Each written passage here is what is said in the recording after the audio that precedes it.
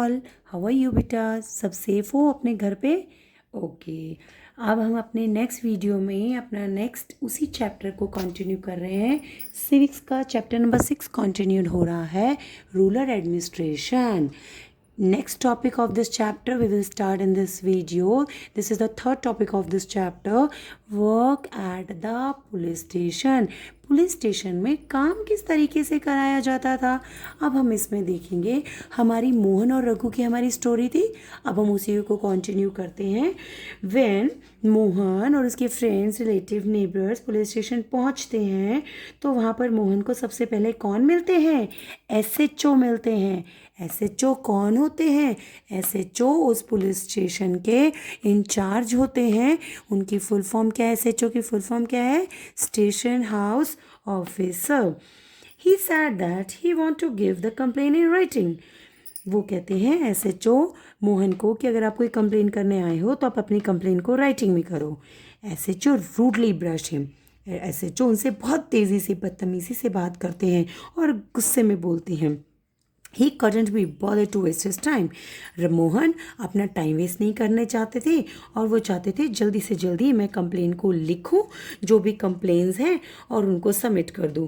और एसएचओ इसलिए परेशान थे क्योंकि वो इन छोटी छोटी कॉन्फ्लिक्ट्स के बीच में पढ़ना नहीं चाहते थे। उन्होंने कहा जाओ जाओ तुम फटाफट जाओ, तुम रिपोर्ट लिखवा दो, राइटिंग में लिखवा दो, मैं तुम्हारी रिपोर्ट को बाद में पढ़ूंगा और उसके बेसिस पे इन्वेस्टिगेशन कर लूँगा। मोहन ने उनको अपनी इंजरी दिखाई। किनको इंजरी दिखाई? एसएचओ जी को अपनी इंजरी दिखाई। But SHO didn't believe him. SHO ने बिल्कुल भी मोहन की बातों का विश्वास नहीं किया। मोहन बहुत ज़्यादा परेशान हो गया था। मोहन को समझ नहीं आ रहा था कि उसको क्या करना चाहिए। He was not sure that कि कोई इसकी कंप्लेन को रिकॉर्ड भी करेगा। वो वापस से जाता है और अपने नेबर्स को इस ऑफिस के बारे में आकर बताता है और वो बहुत आर्ग्यू करते हैं मोहन के साथ कि तुमने उनको ये क्यों नहीं बताया कि तुम्हें कैसे वहाँ मारा गया है, कैसे वहाँ पीटा गया है। और वो उसके साथ आर्ग्यूमेंट करते रहते हैं एसएचओ के साथ। मतलब वो बाहर बैठे होते हैं ना पुलिस स्टेशन से, मोहन अकेला पुलिस स्टेशन में जाता है तो बाहर आके सबको बताता है और उसको बोलते हैं कि नहीं नहीं नहीं नहीं, चलो चलो हम तुम्हारे साथ चलते हैं। फिर वो सारे के सारे अंदर जाते हैं और एसएचओ को मोहन की प्रॉब्लम के बारे में बताते हैं। तो आपने देखा, पहले विटनेस नहीं थे, अब विटनेस आ गए हैं, नेबर्स, फ्रेंड्स, रिलेटिव्स आ गए हैं। तो अब एसएचओ साहब ने उनकी इंजरी को देखा कि वो इतना इंजर्ड है, बहुत ज़्यादा सीरियसली इंजर्ड है, और उसके रिक्वेस्ट पे, उनके फ्रेंड्स और रिलेटिव की रिक्वेस्ट के ऊपर now SHO finally agreed. Now this officer SHO agreed to write the report. ठीक है, he asked Mohan to write down the complain in the writing, कि मोहन अपनी कंप्लेन को राइटिंग में ही हमें लिख कर दे ताकि वो इस रिकॉर्ड को बनाकर रखे और आगे आने वाले टाइम पे इसके ऊपर इन्वेस्टिगेशन कर सके। वही हुआ, मोहन ने रिपोर्ट राइटिंग में लिखी और उन्होंने नेक्स्ट डे ही एक कांस्टेबल को गांव में इंक्वायरी करने के लिए भेज दिया। ठीक है, ये है हमारे चैप्टर से रिलेटेड बात। अदरवाइज अब देखो यहाँ से क्वेश्चन बनता है, हु इज़ एसएचओ? एसएचओ कौन है, ये आप कंप्लीट मीनिंग लिखेंगे। एसएचओ की फुल फॉर्म इंपॉर्टेंट है, फुल फॉर्म आपके एमसीक्यू क्वेश्चंस में आ सकती है। Second question. थर्ड क्वेश्चन, जो भी आप पुलिस स्टेशन में एफआईआर कराने जाओगे, जो भी कंप्लेंट फाइल करने जाओगे, वो रजिस्टर्ड की जाती है बाय राइटिंग, लिखकर उसको रजिस्टर्ड किया जाता है। ठीक है, एक एफआईआर तो वैसे ओरल भी हो सकती है, एफआईआर रिटन भी हो सकती है, ओरल भी हो सकती है, बट रजिस्टर्ड वो कब होगी? जब वो राइटिंग में होगी। फॉर एग्जाम्पल, आप कहीं से गुजर रहे हो, ओके, वहाँ कोई एक्सीडेंट हो जाता है और आप फटाफट से पुलिस वालों को फ़ोन करते हो 100 नंबर पे, उनको उस इंसिडेंट के बारे में, उस इवेंट के बारे में बताते हो। वहाँ पे राइटिंग नहीं है, वहाँ राइटिंग नहीं हो रही है, वहाँ ओरल एफआईआर हो रही है, but you need to visit the police station to make the registered FIR, to make the registered complain, and they do write the FIR as registered. As you all know, because of the conflict between the Mohan and Raghu, now police station officer, the SHO, send one constable to the village to investigate about the conflict. Okay तो वो गांव में आकर क्या पूछताछ करेगा, कैसे उस कॉन्फ्लिक्ट को ख़त्म करने की कोशिश करेगा। वो आएगा, वो लैंड रिकॉर्ड्स को चेक करेगा, कांस्टेबल आएगा या एसएचओ आएंगे या हायर अथॉरिटीज तक जाएगा, तो वहाँ पर लैंड रिकॉर्ड्स को ऑब्जर्व किया जाता है, लैंड रिकॉर्ड्स को चेक किया जाएगा कि वाकई में रघु ने कुछ सेंटीमीटर ऑफ वॉल को, बांध को शिफ्ट किया भी था या नहीं किया था। तो उसके लिए क्या होगा बेटा, रूरल एडमिनिस्ट्रेशन में अब सारे लैंड रिकॉर्ड्स को मेंटेन किया जाता है, लैंड रिकॉर्ड्स को बनाया जाता है। क्वेश्चन ये उठता है, who will make the land record. इसमें सबसे पहली टर्म है patwari. Who is patwari, question आएगा आपके पेपर में, आ सकता है एग्जाम में। Who is patwari, he use to measure the land, patwari use to measure the land, keep the record, maintain, उसको बनाए रखता है, बार बार बनाता है, और टाइमली उसको अपडेट करता है। अपडेट करता है मतलब अगर दो ब्रदर्स के बीच में कन्फ्लिक्ट हो गया है, उनका लैंड फिर से डिवाइड हो रहा है, किसी को बड़ा किसी को छोटा अगर कुछ चेंज होता है या कोई न्यू लैंड खरीद लेता है, तो पटवारी को क्या करना होगा, उस अपने विलेज के लैंड रिकॉर्ड को अपडेट करने का काम सारा किसका है, पटवारी का है। पटवारी को डिफरेंट डिफरेंट नेम से जाना जाता है। किस किस नेम से जाना जाता है, लेखपाल, खोनोगो एंड विलेज ऑफिसर। ओके, ये गांव में अलग अलग नेम से जाने जाते हैं। पटवारी जब लैंड को मेजर करते हैं एक लॉन्ग चेन की तरह करते हैं। अगर आपने कभी गांव में विलेज में गए होंगे, आपने वहाँ पे फील्ड्स देखी होंगी, किसी का बड़ा किसी का छोटा, इस तरीके से विलेजेस में लैंड डिवाइडेड होता है। So it's like a chain, सारे जो लैंड्स एक दूसरे के साथ जुड़े हुए होते हैं। तो पटवारी सबके लैंड को टाइमली बार बार मेजर करता रहता है। ये भी हो सकता है ना, फॉर एग्जांपल ये 2 फील्ड्स किसी की है, कुछ समय के बाद इस एक्स पीपल ने ये दूसरे वाई फील्ड को भी परचेज करनी है, इसका मतलब इसका रिकॉर्ड अपडेट करना पड़ेगा।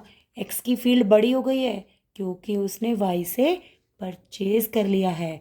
ओके, नेक्स्ट है, the patwari is also responsible for organising the collection of land revenue from the farmers and providing information to the government.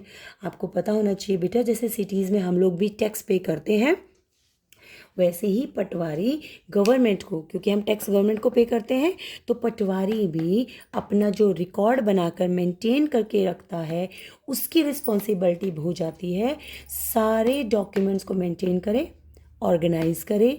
Land revenue, एक पर्टिकुलर फार्मर को उसके लैंड से, उसके फील्ड से कितना इनकम हो रहा है, वो भी इन्फॉर्मेशन, सारी के सारी इन्फॉर्मेशन टाइमली गवर्नमेंट को दी जाती है। अब आपके मन में एक क्वेश्चन आएगा कि पटवारी इन्फॉर्मेशन रिलायबल देगा या नहीं देगा। बिल्कुल देगा। वो इन्फॉर्मेशन को, गवर्नमेंट को जो भी इन्फॉर्मेशन देगा रिलायबल देगा। वो इन्फॉर्मेशन देते वक्त कोई भी गलती नहीं कर सकता। पटवारी के काम को भी गवर्नमेंट के डिफरेंट ऑफिसर्स के थ्रू उसको ऑब्जर्व किया जाता है, टाइमली इंस्पेक्शन किया जाता है कि पटवारी अपना काम ठीक से कर रहे हैं या नहीं कर रहे हैं। एज यू ऑल नो, पटवारी की रिस्पॉन्सिबिलिटी क्या है, वैसे ही पटवारी के वर्क को भी सुपरवाइज किया जाता है बाय द गवर्नमेंट। गवर्नमेंट सारा काम अपने आप नहीं करती, गवर्नमेंट अपने काम को डिवाइड करती है। तो गवर्नमेंट ने अपॉइंट किया है रेवेन्यू डिपार्टमेंट को कि उसको रेवेन्यू कहाँ कहाँ से आ रहा है, सिटीज़ से कितना आ रहा है, गाँव से कितना आ रहा है। जब वो ये देखती है रेवेन्यू डिपार्टमेंट कि मुझे रूरल में से कितना, किस तरीके से टैक्सेस आ रहा है, तो उस वर्क, वो सारा का सारा वर्क हो जाता है पटवारी के सुपरविजन का। जो करता कौन है, रेवेन्यू डिपार्टमेंट करता है। स्टेट्स की हम बात करें, पर्टिकुलर कोई भी स्टेट की बात करें, उस स्टेट को हम छोटे छोटे डिस्ट्रिक्ट्स में डिवाइड करते हैं। डिस्ट्रिक्ट्स को छोटे छोटे सब डिविजन्स में डिवाइड करते हैं, जिनको हम बोलते हैं तहसील। आपने नेम सुना होगा, तहसील तहसीलदार से बनते हैं। तहसील के तहसीलदार होते हैं जो कि अलग अलग विलेजेस की अलग अलग रूलर्स एडमिनिस्ट्रेशन करते हैं, वहाँ के रेवेन्यू डिपार्टमेंट का रिपोर्ट लेते रहते हैं। डिस्ट्रिक्ट कलेक्टर, डिस्ट्रिक्ट मतलब किसी भी जगह, फॉर एग्जांपल कोई भी हरियाणा में डिस्ट्रिक्ट ले लो, गुड़गांव ले लो, कोई भी ले लो, झज्जर ले लो, रेवाड़ी ले लो, उसके हर एक डिस्ट्रिक्ट के डिस्ट्रिक्ट कलेक्टर होते हैं। अदर रेवेन्यू ऑफिसर्स, जिनको, अदर रेवेन्यू ऑफिसर मतलब रेवेन्यू डिपार्टमेंट में डिफरेंट रेवेन्यू ऑफिसर होते हैं। मैंने बोला स्टेट डिस्ट्रिक्ट सब डिवीज़न होते हैं, किसके अंडर होते हैं, तहसील्स के अंदर। उनके ऑफिसर्स कौन होते हैं, तहसीलदार। उनका वर्क क्या होता है, to look into the, to make, to inspect, to inspect into the work of the records of the patwari. Patwari के काम को इंस्पेक्ट करने का काम तहसीलदार का होता है। वो सारे के सारे रिकॉर्ड्स प्रॉपरली पटवारी बना रही हैं नहीं बना रहे हैं, जो वो बता रहे हैं गवर्नमेंट को रेवेन्यूज़ के बारे में, वो ठीक बता रहे हैं नहीं बता रहे, वो सारा का सारा वर्क रिस्पॉन्सिबिलिटी किसकी हो जाती है? तहसीलदार की होती है। Now we are approaching to the last topic of this chapter, a new law. Law क्या होते हैं? कानून। एक नया लॉ बना है रूरल एडमिनिस्ट्रेशन को ध्यान में रखते हुए। हमने कौन सा एक न्यू लॉ की बात करेंगे? हम Hindu succession amendment act. Amendment मैं आपको बाद में बताऊंगी। हिंदू सक्सेशन एक्ट था जिसमें अमेंडमेंट हुई। कब हुई? 2005 में हुई। 2005 में क्या अमेंडमेंट हुई है?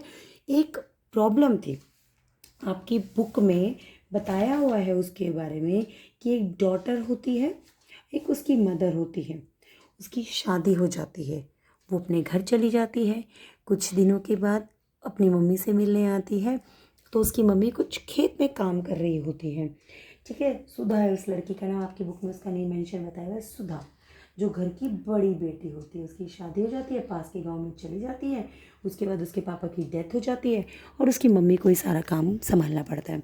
बाद में मिलने आती है तो उसकी मम्मी अकेली फील्ड में काम कर रही होती है। फील्ड में काम करता देख वो बहुत परेशान हो जाती है, लेकिन वो कहती है कि मैं अपनी मम्मी की हेल्प करूं।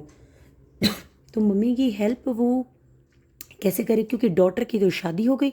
जो ओल्ड लॉ था, मैं आपको उसके बारे में थोड़ा सा डिटेल में बता रही हूँ। उसके अकॉर्डिंगली तो अब सुधा गांव में किसी भी डिसीज़न के ऊपर इंटरफेयर कर नहीं सकती, अपनी माँ को ना हेल्प कर सकती है, बट वो हेल्प करना चाहती है। तो उसकी मम्मा कहती हैं कि मैं पटवारी से पूछती हूँ और कि तुम्हारा यहाँ पे कुछ राइट हो जाए जिसके थ्रू आप मेरे को हेल्प कर सकते हो और मेरी लैंड आपको, मैं अपनी लैंड आपको ट्रांसफ़र कर सकती हूँ। क्योंकि हमारे ओल्ड लॉ के अकॉर्डिंगली डॉटर्स को यानी कि वुमेंस को यहाँ पे हिंदुओं में अपने फैमिली एग्रीकल्चर लैंड में से दादाजी की या फादर की लैंड में, एसेट में कोई अधिकार नहीं होता था। The law has been changed because of the new law, because of the amendments, new law has been introduced or the law has been changed. Women entitled, अब वुमेन्स को इक्वल शेयर मिलने लगा है लैंड में या other assets में जो उनके फादर का होता था। The law will benefit a large number of women. इस लॉ के चेंज होने से बहुत सारी वुमेन्स को फ़ायदा हुआ। कुछ वुमेन्स जिनको कि आफ्टर मैरिज अच्छी फैमिली नहीं मिली या वो उसको किसी तरीके से परेशान कर रहे होते थे, तो वुमेन्स क्या करने लगी? अब आवाज़ उठाने लगी because of the lot of awareness and they come to their parents home and they started some work. उनको बिजनेस करना है, अब वो पढ़ी लिखी इतनी नहीं है, कमाती नहीं है, so they use their agriculture fathers land to do some business, to do the field work also. They can at least earn their family, earn their childs to their basic livelihood. So this new law is very beneficial to the large number of the women. पहले right नहीं मिलता था, but because of the succession amendment act 2005 a new law आया जिसमें कि change मिलने लगा, girls को, वुमेन्स को इक्वल शेयर मिलने लगा अपनी फादर्स के एसेट्स के अंदर।